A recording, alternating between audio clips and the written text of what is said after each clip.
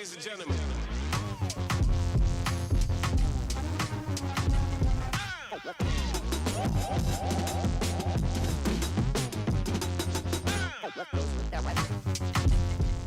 So let's talk probability. So in its simplest form, probability is the number of successes over the number of tries. We also talk about the number of possible successes over the number of possible outcomes. A lot of different ways to say it. But it's wins over total is essentially how I like to describe it to my students. There's a few basic rules. One, we are dealing with numbers that are between 0 and 1. 0% or a probability of 0 means that you cannot have that event occur. It is impossible for it to occur. A probability of 1 or 100% would be that the event has to occur. So every probability is going to be between 0 and 1 inclusively, meaning they could be those, but generally we're staying in between those bounds. So if you ever get a probability that is less than 0 or above 1, it means that you have broken the rules somewhere, and that's a great way to double check yourself. So let's dive in. So question 1, the student body at a generic high school has the following enrollment. We have 582 freshmen, 543 sophomores, 557 juniors, and 498 seniors. If one student is selected at random, what is probability that the student will be a junior? That means that we want juniors over the entire student body. So basically over them all. So juniors, really nice. We already have that number. To find the total, we're just going to add up all of the possibilities. So we have 582 plus 543. Well, 500 plus 500 is 1,000. And then 82 plus 43, 2 plus 3 is a 5. 8 plus 4 is 12. So that is 1,125 between freshmen and sophomores. Juniors and seniors, well, let's go ahead and borrow to make this an even 500. And then we can clearly see that that would be 1,055. Add those together.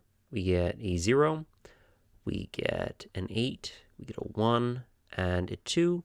So our probability that a random student would be a junior would be 557, which is the number of juniors, over the total population, which is 2,180. And that's it. You don't really need to figure out the percent probability.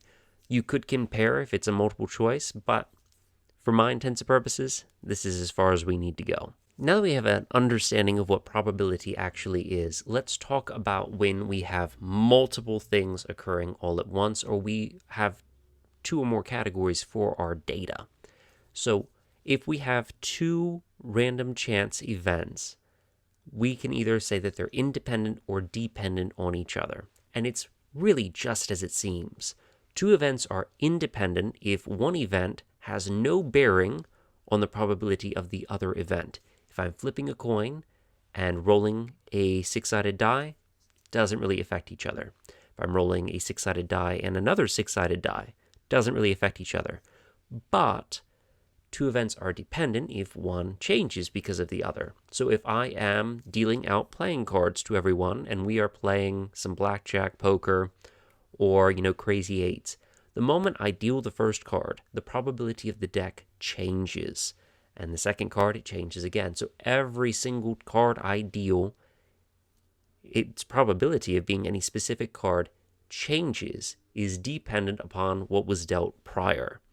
If I deal out an ace of spades to the first person, the probability of dealing an ace of spades to the second person becomes 0%. It would have been 1 out of 52, but it changed because of what happened prior. So let's try this out. So we have two cards being dealt from a standard deck without replacement. So this is a deck of 52 playing cards where there are the numbers 1 to 10, or ace, 2, 3, 4, 5, 6, 7, 8, 9, 10, jack, queen, king, 4 suits. Ace and spade are both black, and diamond and hearts are both red. So just so we all are under the same playing ground. So 2 cards will be drawn at random from a standard deck without replacement, meaning once we deal a card, we're not putting it back in. What's the probability that both cards will be red? Well, the first probability, we have 26 red cards, the hearts and the diamonds, out of the whole 52 card deck. But now we are missing a red card, hypothetically, for the second one. So we have 25 out of 51 that we're wanting. Now, if we didn't care about what the first card was and we were only caring about the second card, we'd have to do some other tricks to work around what was going on. But for our intents and purposes, this is the probability of card 1 being red, of a red for 1, and this is the probability of the second card being red, given that the first card was red. We'll get into conditional probability later, but hopefully it makes sense where those numbers came from. So, how do we simplify this? What are we going to do? This looks complicated. Well, I personally don't want to do 52 times 51, which is how we would multiply.